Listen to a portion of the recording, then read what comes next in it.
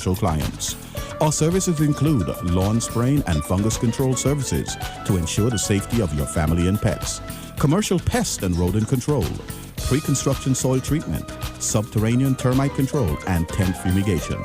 Call Glen Barrows International Pest Control at 465-2935 or 469-5294. Glen Barrows International Pest Control, setting new standards in pest control.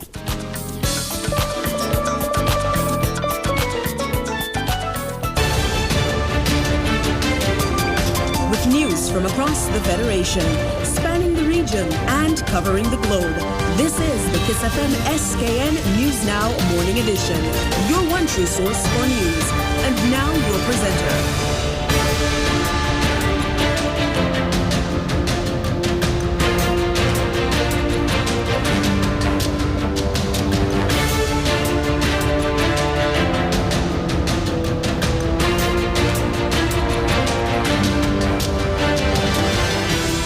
Good morning. Today is Thursday,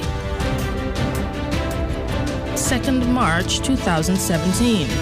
I'm Leslie Joseph.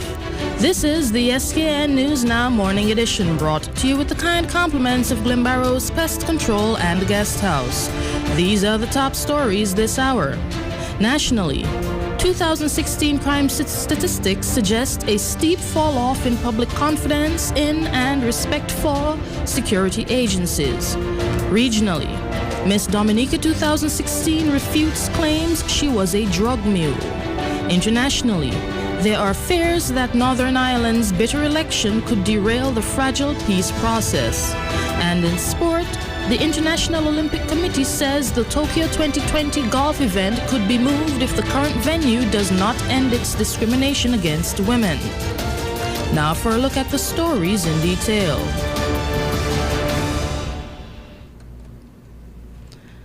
The 2016 crime statistics tell a three-sided story: the efficiency of law enforcement agencies, the status of society, and the state of affairs produced by the interaction or lack thereof of those two entities. In-depth analysis of these statistics supports the widely expressed commonplace public sentiment that the people of St. Kitts and Nevis appear to have lost respect for and have very little confidence in the country's law enforcement agencies. The category offenses against lawful authority showed an increase of 18% in 2016. Also showing an increase were crimes in the category offenses against property, which rose by 43.6%. A significant increase of 65.2% was recorded in wounding incidents in 2016 compared to a 48% rise over 2014. Incidents categorized under shooting with intent rose by 400% in 2015 and by an additional 160% in 2016. Overall, the 56.8% rise in the federal crime rate in 2016 represents a 39% rise in the criminal activity in the Federation since the year 2014. The formation of the Delta Squad in October 2011 initially yielded mixed reactions from the general public. It was commanded solely by then Commissioner of Police Dr. Selvin G. Walwyn. Over time, the squad proved its worth as the federal murder rate in particular decreased dramatically in 2012 to 18 from 35 in 2011. In mid-2012, American criminologist Dr. Edward Maguire visited the Federation to conduct a rapid assessment of local gangs. Having accompanied the Delta Squad on patrol, Dr. Maguire expressed his surprise at the positive interactions the police-soldier team had with residents. He highlighted that many members of the communities patrolled were happy to see the officers and comfortably conversed with them, and expressed his pleasure at seeing effective community policing at work. The Delta Squad became defunct following a change in government in 2015 and the former Commissioner Walwyn's resignation. Taking the place of the Delta Squad are heavily armed vehicular and foot patrols conducted by the Royal St. Christopher and Nevis Police Force and the Royal St. Kitts and Nevis Defence Force. The increased visibility in communities and a show of force by both agencies has, however, been matched by a stark upsurge in criminal activity in the Federation. It is believed in some quarters that the absence of the Delta Squad and their approach to community policing has fostered an environment in which new criminal elements have emerged, and those who were operating undercover now feel emboldened. Based on the 2016 statistics, the noted upward spiral in crime may very well be, in part, a direct consequence of the loss of the Delta Squad's tactical efficacy and the respect and confidence the two partnering law enforcement agencies acquired from it. The Team Unity administration has taken the decision to upgrade the marina at Christophe Harbor. According to the post-cabinet briefing issued from Monday 27th February 2017, the marina will now serve as an official port of entry into the Federation. Offers secure alongside mooring 24/7 dockage access, a deep water harbor with wide turning basin, in-slip fueling and ample power for super yachts up to 250 feet. The marina also provides on-site customs clearance and immigration services. The marina at Christophe Harbor was officially opened in March 2015. The property, which came at an investment of US $100 million, is owned by Charles Buddy Darby. Regionally, Miss Dominica 2016 Tessia Flosiak has vehemently rejected widely circulated allegations that she was arrested in the United Kingdom recently for allegedly attempting to import a large quantity of cocaine. Former Miss Dominica Tessia Flosiak has released a statement vehemently refuting claims that she was arrested in the United Kingdom during the carnival season. An article published on metrouk.com claims that Flosiak was apprehended with 2 kilograms of cocaine in her suitcases at the London Heathrow Airport. In response, Flosiak, who recently passed on that crown, issued the following statement. I wish to state on record that I, Tessia Flosiak, Miss Dominica 2016, and the reigning Miss JC's International have never been and was not involved in any illegal activity in the UK or otherwise. In fact, I have never even been to the UK. By the grace of God, I am here safe in Dominica and just finished enjoying the carnival season with my family and friends. To be quite honest, I did not even read the article. I was told about it in detail by many concerned family members and peers, who of course immediately concluded that it was false. The article indicates that I was searched upon suspicion at Heathrow and goes on further to state that I will be prosecuted by the London District Attorney for drug smuggling. And I do not know why any individual, obviously too idle, would come up with this article, with this false story, information, whatever you want to call it, because I don't think it's news. This is an outrageous smear campaign, and it's been taken very seriously. Although I passed on the title of Miss Dominica last Friday, I am still the reigning Miss JC's International, and articles like these, although blatantly false, still reflect poorly on my name and good reputation. I am not the first victim of character assassination, and sadly I think not the last, but these vicious attacks are propelled when it's circulated. And so I'm calling on individuals to please refrain from sharing this post and be on your guard against any individual seeking to give it credibility. Not everyone will know this is bogus or a scam, and importantly, this is about my public record. This could be the difference between me and great opportunities, because it's on the internet. And unfortunately, Google doesn't do background checks. Once the rumor is out there, it is difficult to take back. The saddest part is that some people gloated about this and rejoiced at what was allegedly my demise. It's unfortunate that people use opportunities like these to bring down their own people. And to those people, I simply say, God bless you.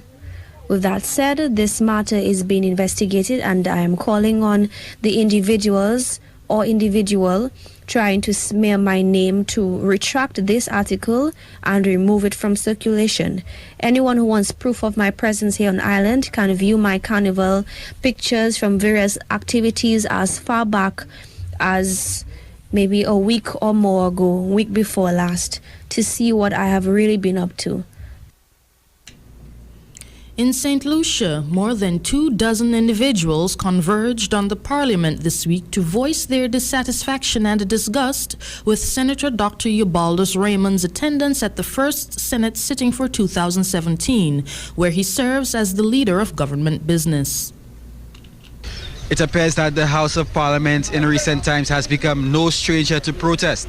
Just a few months after a View Fort Concerned Citizens Group and a number of other people protested the impending or the proposed DSH agreement, we have a number of women outside there apparently protesting the presence of Minister in the Ministry of Finance, Dr. Eubaldus Raymond, amid the nude pic scandals. We're going to just find out a bit of what's going on here. Our children is our future. Eubaldus must go. Why are you outside here protesting? As a parent, I have daughters, and as a minister, he showed no respect to young girls. He must go ASAP. I am tired. I am supporting the young girl because I have 3 beautiful daughters. Eubaldus must go ASAP. This was Camilla Darius, one of the 20 to 30 protesters, mainly female, outside the House. The reaction to the alleged blackmail scandal involving Dr. Raymond and the 18-year-old Kashabi Alexander has drawn the ire of a chunk of St. Lucia's female population. The protesters, which included a few men, assembled on the sidewalks of Labrie Street, loudly voicing their opposition to the minister's attendance at Tuesday's Upper House sitting. Calling for Dr. Raymond's head, the protesters plan to keep up the pressure until their desire is fulfilled. It's a sign of the bad behavior of our minister, Eubaldus Raymond. I too am a parent, and I don't believe that a minister who behaves that way should still be running a ministry in the government. It is wrong, it is unfair. It doesn't even matter if the young lady was 18. She was under his supervision, and instead of guiding her and trying to help her develop, he took advantage of her. And yes, we will continue to advocate until something is done about Eubaldus Raymond. I think it is way past time that Eubaldus leaves and resigns from the government, and especially as leader of government business in the House. He is a bad example for a Christian, a bad example as a married man, bad example. The group outside Parliament held in their hands flyers and posters depicting their apparent distaste with the situation. The minister at the center of the controversy, meanwhile, is remaining mum until the blackmail case before the courts is completed. I said to you, I would not be answering any questions which are regarding the court. No, well, not the court, not the case itself, just your resignation until the court case. The Prime Minister has made his pronouncement on that, and he said that there's a court case, and then, well, depending on how the court case goes, he will decide as to what he will do, and that is the crux of the matter. But just for your personal benefit, you don't think it would be better if you stay in the background? For what? Now? I have a role to I have a role to play in this government, and I'm focused on that at this point in time. Officers attached to the Special Services Unit were summoned to the scene to maintain order. On the international scene, as voters head to the polls today after a bitter campaign, there are very real fears that Northern Ireland could see a setback in nationalist and unionist relations after years of positive progress. The Newtownards Road, a mainly Protestant area of East Belfast, still bears the marks of 3 decades of conflict. This community was once ruled by gunmen loyal to the British Crown. But the writing on the walls is starting to change, like this symbolic hand of friendship across the divide. This resident lives near a violent interface with the Catholic community. These are the grills we had in the front for protection. Bottles and bricks were coming flying over from the other side, the interface. And it's only recently we've had our grills taken down, and hopefully now the reconciliation between the two communities are working for peace. The situation on the ground has been improving, but the government collapsed in January. If the political crisis gets worse, conciliation efforts could be put at risk. George Dorian belongs to the largest unionist party. The things you see happening in communities across Northern Ireland show that the parties were working together and were delivering on the issues. It's sad that has been, I hope, temporarily set back. On the other side of the wall, Short Strand, the main political force here, Sinn Féin, now refuse to go back into government with democratic unionists until the concerns are addressed. After the elections, there will obviously have to be a period of negotiations. But is the peace process in danger? No, I believe there's a willingness on all sides to see that peace prevails. Many voters on both sides are frustrated that politics here are still ruled by the conflict of the past. I'm hoping politicians can, have a look at themselves and look at what the people want. We're still living in a divided society. Daniel Walsh hopes that these walls can come down in his child's lifetime. In Nigeria, a senior Muslim cleric and a former central bank governor has suggested Islamic marriage reforms. Mahamadou Sanusi has announced that men shouldn't take more than one wife if they can't afford to look after multiple spouses. His controversial comments come amid an ongoing debate on polygamy in Nigeria. Sophia Adengo has the story. Isiaq Abdullahi is a devout Muslim and spiritual leader in Suleja, on the outskirts of Abuja. He leads prayers 5 times a day and speaks on various topics, including marriage. For guidance on Muhammadu Sanusi's suggestion, he turns to the Quran. In Islam, it is permitted to marry more than one wife. You can marry up to 4, but you must be able to take care of them very well. If you cannot do so, it is best to stay with only one wife. Senior clerics in Nigeria are rethinking their stance on underage marriage and polygamy. In a country of nearly 80 million Muslims, balancing secular governance and Sharia law is a challenge. Nigeria legislation contains no limits on the number of spouses a man can have. In predominantly Islamic countries like Nigeria, the marriage of adolescent girls well below the legal age of 18 is commonplace, marrying 2 wives even so. We asked Muslims in this community what they thought about both practices. Marrying one wife and take good care of your family, take good care of your children, train them well, give them a good behavior so that they should know how to live in the environment, because it is not here. We are thinking about here or after. So definitely marrying one wife for the poor is a very good thing. Rather than going close to zina, as in fornication, it's better you get married to 2, 3, or even 4 wives. God Almighty will take care of your family. Such public debate means the issue is receiving a great deal of attention in Nigeria. But critics say the fight for equal rights for women in Islam in areas of marriage, education, and public life has a way to go. And now we take a look at sports. The International Olympic Committee warns it will move the Tokyo 2020 golf event from its current venue if it does not admit women. The Kasumigaseki Country Club does not allow women to become full members or play on Sundays. IOC Vice President John Coates said while the organization respects that the venue is a private club with its own rules, the IOC's position regarding discrimination of any kind is clear, adding that the IOC will only consider a club that has non-discrimination. Coates did add, however, that he did not expect to have to find another host for the event. In February, club chairman Kiichi Kimura described the controversy as annoying after initial internal discussions had not resulted in any decision on Kasumigaseki's membership policy. He also noted that the situation was more frustrating as the club had been asked to host the event and agreed, however it had never made a bid of any sort to participate. Meanwhile, the Japan Golf Council, a group aimed at modernizing the game, has sent the IOC a letter recommending an alternative course. Rio 2016 was the first time golf events had been part of the Olympic program since 1904.